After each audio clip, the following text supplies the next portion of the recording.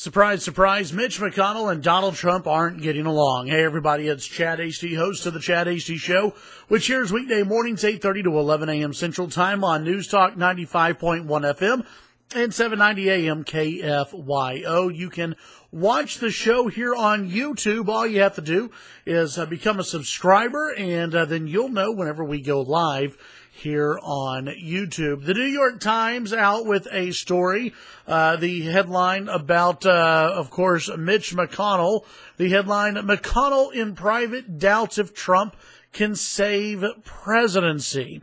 Mitch McConnell and Donald Trump, they, over the last few weeks, have not been seen eye to eye, mainly because Mitch McConnell can't get a damn thing done in the U.S. Senate when it comes to Obamacare, something that Mitch McConnell and other Republicans in the Senate had promised for 7 years that they would be able to, repeal and replace once, they won the House, the Senate, and the White House, where the can kept on being kicked down the road. But everybody knew, or at least everybody assumed, that, hey, okay, after a Republican wins the White House, the U.S. Senate can go in, U.S. House can go in, and maybe we can undo Obamacare. It still has not been done, and we are now at the end of August, basically, and still Obamacare is the law of the land.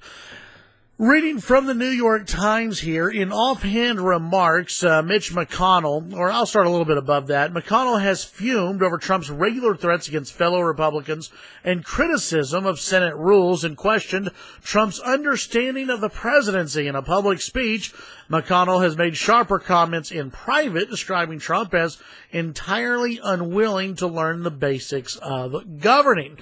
In offhand remarks, this according to the New York Times, McConnell has expressed a sense of bewilderment about where Mr. Trump's presidency may be headed, and amused that whether Trump will be in a position to lead the Republican Party into next year's elections and beyond. McConnell expressed horror to his advisors last week after Trump's comments equating white supremacists in Charlottesville with the protesters who rallied against them, which is not exactly what Trump did. Trump, the story continues to go on about how Mitch McConnell is just shocked at Donald Trump. McConnell signaled to business leaders that he was deeply uncomfortable with Trump's comments. Several who resigned an advisory role in the Trump administration contacted McConnell's office right after the fact and were told that McConnell fully understood their choices.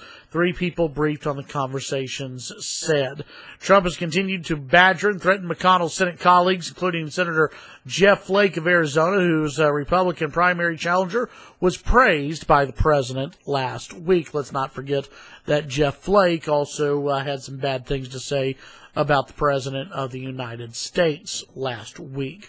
Okay, so Mitch McConnell versus Donald Trump. Is there some blame to go around maybe on both sides? Sure there is. But let's remember this, Mitch. You gave in to President Obama numerous times.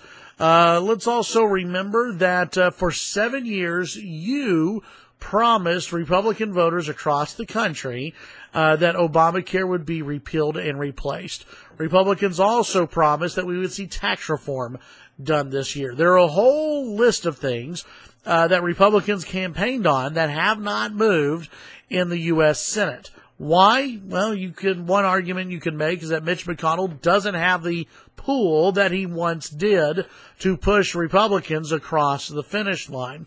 Let's also remember this. While President Trump's polling numbers may be slipping, and who knows where he will be next week, next year, in his presidency as far as popularity goes, Mitch McConnell and Congress overall still has a lower approval rating than President Trump.